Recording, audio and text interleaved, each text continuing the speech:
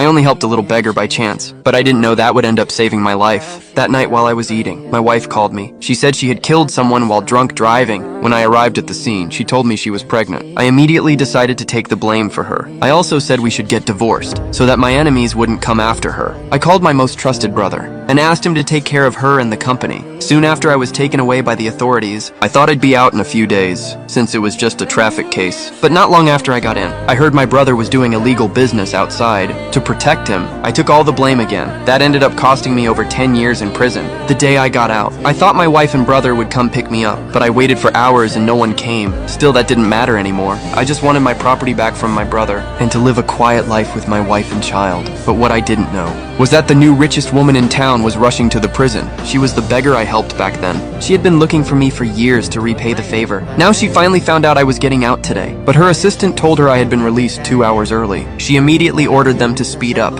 Meanwhile, I had arrived at the company I founded, but before I could enter, the security guard stopped me. He told me the current chairman was my old brother. I remembered clearly I had left the company to my wife, so how did it end up in my brother's hands? Well, I was confused. My brother walked out with a group of men. I wanted to hug him, but he kicked me in the chest and asked which filthy beggar dared to beg at his company. But when he saw my face, he turned pale and quickly helped me up, asking why I didn't tell him I was getting out. He said he would have come to pick me up. I asked how the company became his and where my wife was. He told me not to ask too much yet, that he had a surprise for me later. I didn't know what he meant, but I asked him for a job. Since I was out, I wanted to start over. He called a staff member right away and told him to find me a proper position. The staff politely invited me into the company, but just as I was about to enter, my brother stopped him. He said the bar still needed a guard dog. The staff understood instantly. After they left, my brother was thrilled. He couldn't wait to see my reaction to his surprise. That ungrateful traitor didn't know how bad it was about to get. When I got inside, the staff handed me a security uniform, told me I would guard the entrance like a dog. I was furious and threw the uniform down. I couldn't believe how rude he was. But the staff said if I didn't want the job, I should leave. He said an ex-con like me wouldn't find another job. I swallowed my pride.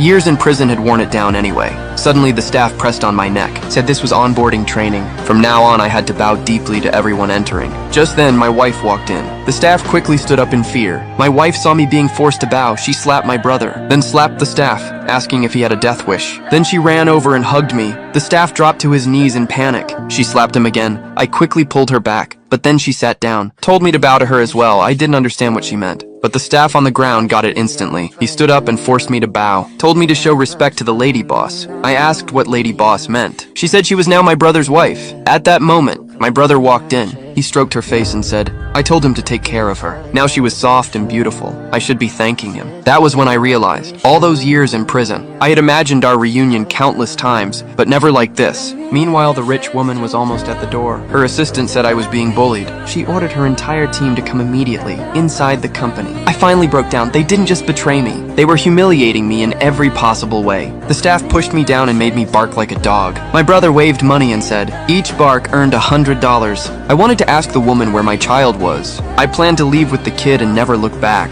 But then my brother revealed a secret. He said the crash that year was planned by her. She wanted to send me to prison, and the child wasn't even mine. It was his. They had planned everything from the start. I was furious, but he gave me no chance for revenge. He told the staff to break my limbs and bury me deep in the dump, just as they were about to do it. The voice of the richest woman called out.